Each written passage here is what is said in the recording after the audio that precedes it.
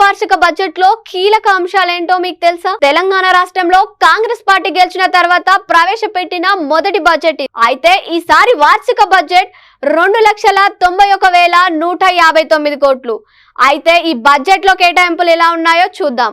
కాంగ్రెస్ ప్రభుత్వం మాత్రం రైతులకు పెద్దపీట వేసింది. 72,659 కోట్లతో అధిక మొత్తంలో వ్యవసాయ రంగానికి బడ్జెట్ కేటాయించింది.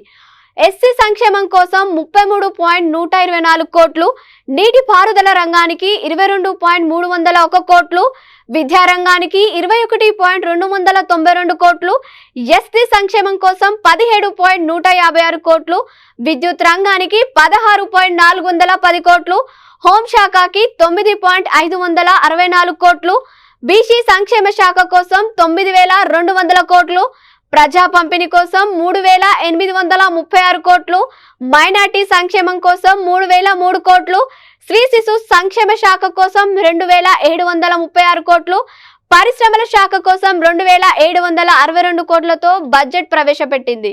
కాంగ్రెస్ ప్రభుత్వం గతంలో ఎన్నడూ లేని విధంగా వ్యవసాయ రంగానికి అధిక మొత్తంలో బడ్జెట్ కేటాయించింది రాష్ట్ర ప్రభుత్వం అని హర్షం వ్యక్తం చేస్తున్నారు రైతులు.